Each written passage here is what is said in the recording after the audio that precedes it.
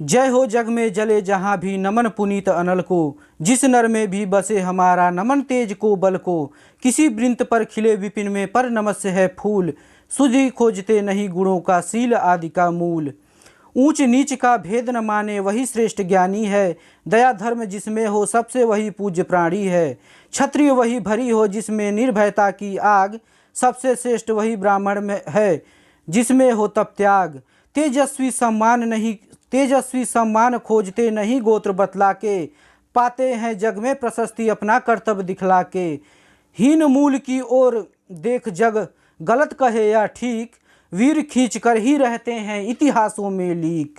जिसके पिता सूर्य थे माता कुंती सती कुमारी, उसका पालन हुआ धार पर बहती हुई पिटारी।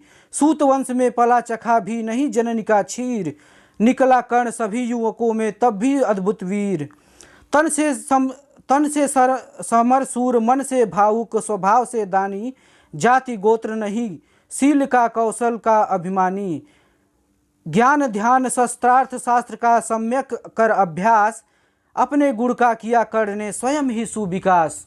नमस्कार दोस्तों, आप सभी का स्वागत है आपके अपने YouTube channel study with Chandra में। दोस्तों डीएलएड थर्ड सेमेस्टर के अंतर्गत आज हम जानेंगे रामधारी सिंह दिनकर के जीवन परिचय के बारे में। अभी हमने जो कविता सुनी, यह कविता थी रश्मि रथी के प्रथम सर्ग से। रश्मि रथी के कुछ शब्द आपको भले ही कठिन लगे हों, हिंदी हमारी मातृभाषा है, यदि हमारी माँ अगर हमें कुछ कह दे तो हम उसके बात को नकार नहीं सकते, उसको समझने की कोशिश करेंगे। तो आइए दोस्तों, अब हम जानते हैं रामधारी सिंह दिनकर के जीवन परिचय के बारे में। तो रामधारी सिंह दिनकर का जन्म 23 सितंबर 1908 को सिमरिया घाट बेगूसराय बिहार में हुआ था। कहाँ पे हुआ था?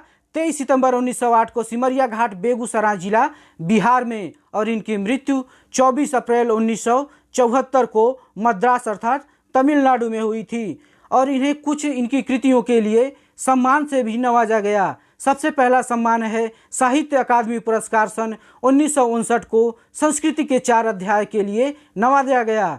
दूसरा पुरस्कार है पद्म विभूषण पुरस्कार, इनको 1959 में मिला। उर्वशी इनकी रचना के लिए ज्ञानपीठ पुरस्कार 1972 में मिला। दोस्तों प्रश्न पूछता है कि रामधारी सिंह दिनकर के किस रचना के लिए उन्हें ज्ञानपीठ पुरस्कार मिला? तो उर्वशी रचना के लिए रामधारी सिंह दिनकर को साहित्य अकादमी पुरस्कार 1959 को उनकी किस रचना के लिए मिला? तो संस्कृति के 4 अध्याय के लिए मिला। दोस्तों अब हम जानते हैं रामधारी सिंह दिनकर के जीवन परिचय के बारे में।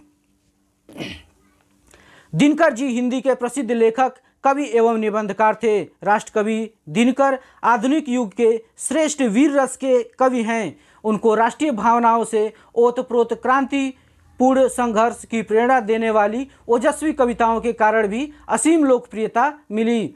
उनके पिता का नाम रवि सिंह था तथा माता का नाम मनरूप देवी था। इनके पिता का देहावसान इनके 2 वर्ष की उम्र में ही हो गया। इतने कष्टों को झेलने के बाद भी रामधारी सिंह दिनकर पीछे नहीं हटे, अपने आप को साबित करके दिखाए।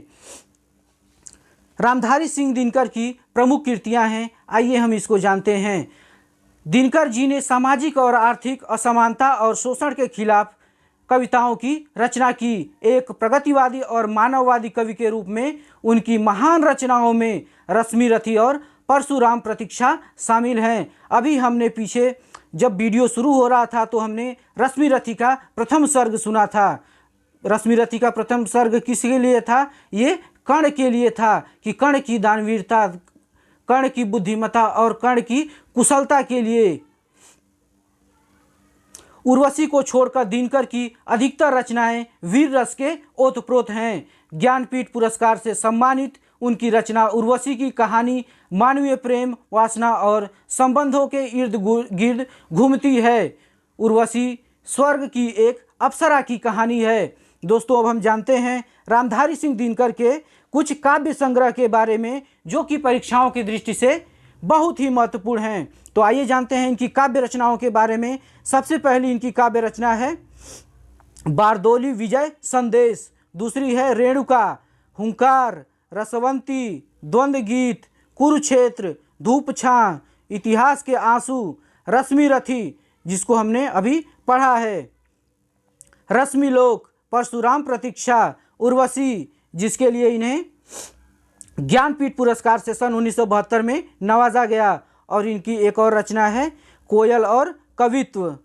और इनकी गद्य रचनाएं कुछ प्रमुख हैं, जैसे मिट्टी की ओर, अर्धनारीश्वर। अर्धनारीश्वर अक्सर ही परीक्षाओं में पूछता है। संस्कृति के 4 अध्याय, अर्धनारीश्वर और संस्कृति के 4 अध्याय आप लोग जरूर याद करके रखिएगा, क्योंकि यह परीक्षा के दृष्टि से काफ़ी महत्वपूर्ण है। दोस्तों, यदि आपको यह वीडियो अच्छा लगा हो तो चैनल को सब्सक्राइब करें, दोस्तों के साथ शेयर करें और अपनी प्रतिक्रिया कमेंट बॉक्स में अवश्य लिखें। धन्यवाद।